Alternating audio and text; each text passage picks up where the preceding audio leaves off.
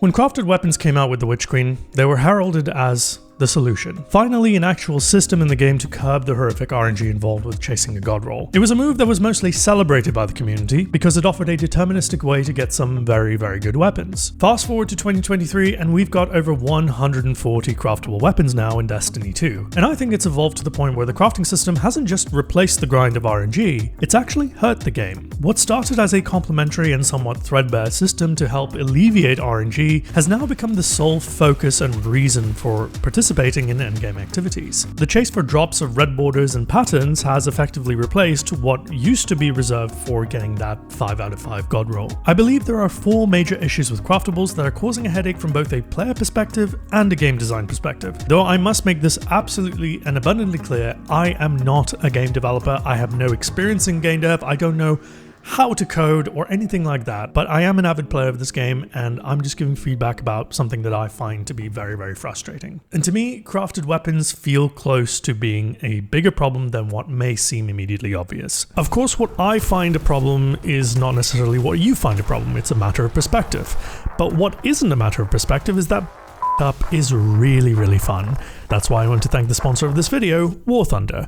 War Thunder is the vehicle combat game to end all vehicle combat games. There's over 2,000 incredibly detailed tanks, planes, helicopters, and ships that you can use for the chaotic, unpredictable, and really bloody entertaining PvP battles. Every vehicle has been recreated with an incredible attention to detail. There's over 100 years of vehicles on offer, from the 1920s to the present day. The handling physics and audio design are meticulously different for every single vehicle, and I really love that you can actually feel this difference in action. Also, the in-depth customization system allows you to place camouflages, historical markings, and so much more to really help make every vehicle feel like your own. The best part? The game's free on PC, Xbox, PS5, Mac, and Linux. Download it now using the link in the description below, and you'll get multiple premium vehicles, a premium account, an exclusive 3D decorator for your vehicles, and so much more. This bonus is available to all new players and to players who haven't been active for at least 6 months. Thank you again to War Thunder for sponsoring this video. Now, let's get back to it.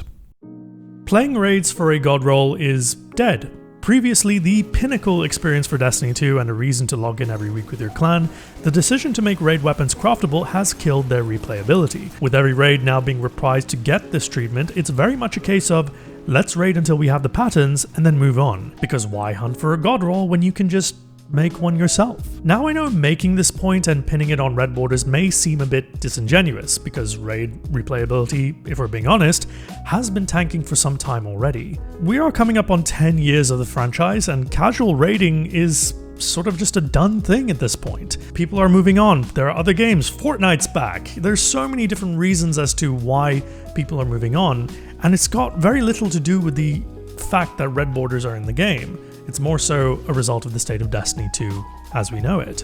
What may be a fairer thing to say is that red borders have perhaps accelerated this decay, the sort of natural fading the slider out to zero to the point where it's not a factor anymore. Once my clan got their red borders from Crota, they stopped raiding altogether, and the duration of the chase for red borders is about the same length of time before the novelty of a new or reprised raid wears off. In essence, the introduction of red borders to the definitive PvE experience has given players an optional out, like you've got your patterns now and that's it. No need to raid, you've got all the loot, what's the point of going in again? And it's very telling to me at least that the most excitement these days that anybody gets out of a raid is either when they get their missing raid exotic or they get the last red border for their weapon pattern. Craftables were introduced to help alleviate one of the oldest complaints about the game, and a complaint that's inherent to most looter shooters. It took too long to get the guns we wanted because the level of RNG was just too much. But the way it's been executed has been confusing to me, because crafted weapons are not only far superior to most RNG drops that you can get, but they're also better value for time than their adept counterparts. How? Because of enhanced perks. Enhanced perks are a juiced up version of a basic perk. They either make the perk's base functionality work a little bit better, or they give stat bumps, or they do a bit of both. How necessary it is to have an enhanced perk is really up for debate, but the general consensus is that A, on the whole, they don't do too much, and B, they're absolutely necessary because without enhanced perks, your crafted legendaries don't get gold borders. And there's no greater sin as a Destiny player than rocking a loadout without gold borders. Because I mean, just look at this shit. Look at it. Look how ugly that is. Like, why are we even here? What are we doing? In all seriousness though, the debate about enhanced perks is probably its own video for another day. But whichever way you lean, enhanced perks on craftables that you tailor to your needs are going to be better than 95% of all world drops. As for raids, you can get a master raid level weapon by just crafting the normal raid version and enhancing the perks. Suddenly, you have no real reason to actually engage in master level content. Which begs the question, why chase adepts when normal versions can be 99% as good as them? The answer to that is largely vanity and collections. Even from a min-maxing perspective, you can't disagree with the fact that a normal crafted version of an adept raid weapon will probably do the job just as well as the adept one will. Again, like with enhanced perks, there's a serious discussion to be had about how adepts feel more like participation trophies rather than pinnacle weapons. But the main point is that now you have a RNG curbing system that's actively discouraging players from doing pinnacle endgame content. Another big issue here is that there's no real understanding or clarity as to where crafted weapons sit in the overall hierarchy. Some craftables are best in slot, some are just okay, and a lot of them are far above average by virtue of them being craftable. You can take the RNG out of the equation and craft out the weaknesses of mediocre weapons by using barrels, mags, and perks that reduce their innate deficiencies. Given the tedious nature of collecting craftable patterns, there should be some rhyme and reason to it.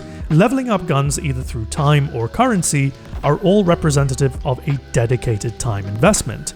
And if you spend a lot of time doing anything in this game, the reward should be commensurate. With craftables, either that's very true or not true at all. For example, seasonal weapons from Season of the Witch.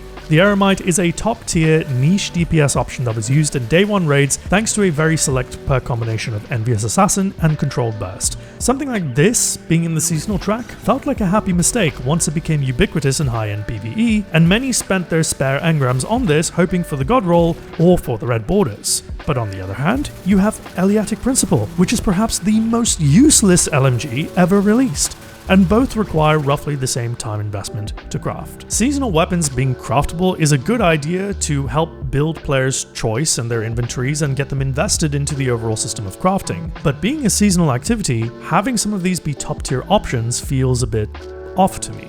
In my eyes, these weapons should be good enough to help you clear the higher difficulty stuff, not dissuade you from actually trying them out, because the rewards on offer from seasonals are just as good, if not better. But of course, that's a pipe dream. Many trials and GM weapons are just very average too. This is most likely a wider symptom of a core issue with the game itself not knowing how to tier its own rewards. In doing a scattergun approach like this, we now have a reality where players prefer going for the 7 or 8 out of 10 craftable weapon rather than agonizing over a 5 out of 5 with a world drop, for example. It's very clear that there's no logic or structure to what gets the crafter treatment and what doesn't, and that's because there's no idea as to what role craftables are supposed to fill. Seasonal and raid weapons are craftable, but trials, GM, and dungeon weapons are not. You want RNG in those playlists to keep people coming back, but your seasonals and raids offer rewards that are just as powerful and usable for 90% of players and situations. If the idea is to make mediocre loot easy to craft and experiment with, then why don't the core playlists with their 12 perks in each column have patterns? And given their rarity, why aren't world drops craftable exactly? These are hard questions that require answers and solutions, and on the whole the crafting system just needs to be a little bit more specific as to what gets the treatment and what doesn't, because as it stands right now, the current implementation is reducing the replayability of the best activities in the game. The final point I'd like to make is that 140 craftables feels like a silly number. The quality of craftables varies greatly and there's no established ceiling nor baseline for their quality. You can easily make an argument for only using craftables or not bothering at all, and random drops are just as good. I think Bungie have nailed one thing, their optionality, in the sense that it doesn't really matter if you use them or you don't use them. Fine-tuning a weapon and its perks and its mags and its handling characteristics is a bonus, not a must-have. But it's also this very point that makes you ask, what is even the point of craftables in the first place aside from curbing RNG? Crafted weapons at least can be made better and you can develop relationships with your weapons, but if mediocre loot can be crafted and made better too, then what exactly is the point of the rest of the drops in the game? This in turn amplifies the core issue with weapons, that none of them really matter anymore. There's not much in the game that really demands that you have the best version of anything, and with craftables you can add one more option to the pew pew potluck. It's not worth suffering competitive for material overreach when Beloved does 95% of what it does. So what's the solution here? Fundamentally, it comes down to difficulty. A solution to craftables is not a straightforward affair, because the problem with craftables is inherently tied to the problem with weapons, which is that 90% of all weapons can help someone clear 90% of all activities in the game, leaving select few experiences that, by their very nature, require specialist tools. So I'm not going to sit here and simply suggest remove enhanced perks from crafting. That's a band-aid solution to an open wound, even if that does make a lot of sense to do. Fundamentally, there needs to be a clear and obvious reason as to why you take one thing into an activity over the other, and it cannot be related to champions, builds, or surges. Weapons need to be seen as tools to complete specific jobs, not just a means to match your belt to your shoes. And I'm sorry if this upsets a lot of you, but in order for you to fix the problem of craftables, weapons need to be central to the Destiny 2 experience, period. Because only then can you start to have definitive tiers of rewards which grant definitive selections of weapons. For example, tier 1. Let's say these are your world drops. They just exist, you get them randomly, they can also be craftable, let's say after 5 red border pattern drops. But the drop rates are super rare or they're super common, it doesn't really matter because these weapons are not particularly good. They're unremarkable and should be there primarily for new players to get their feet wet. At tier 2, I'd put our seasonal and core activity weapons. These are primarily based on the type of experience that Bungie would want you to have. Some of these can be heavy hitters, most of these are just fine. They can do a job, but they're generally not best in slot. Crucible, Gambit, Strikes, Dares, Seasons. This is the most populous tier. Tier 3 is where you find the pinnacle experience weapons. Weapons from every part of the game but require a lot of work to get, but they would be undeniably top shelf. Dungeons, raids, GMs, competitive, and trials. In the spirit of keeping replayability alive, I'd maybe up their pattern count to 10 so the most dedicated can be rewarded for their time, earning and leveling the very best loot in the game. And at tier 4, Adepts, and the only tier with enhanced perks. But like I said earlier, the whole idea of enhanced and adapts is a lot more contentious than just simply saying let's make them the number one thing. That's probably an exploration for another video, but please remember, I'm just a guy on the internet, okay? This is all for a bit of fun because I know my tone in this video was fairly doom and gloom, and I cannot keep doing this, okay? I'm losing my mind. Destiny's in a bad space. Let's try and be a bit of fun. Let's use our imaginations. Let's try and have fun with what we're given. And, well, this is the best way I can think of to have fun at this moment. I know, I have issues. We all have issues. I'm working on it. Are you working on it? I hope you're working on it. In any case, don't take this part super seriously. However, I do want to hear from you, though. Do you think that the old ways of RNG for good rolls was superior to the craftable method? Would you be willing to keep the craftables as they are, but have RNG drops just be objectively superior?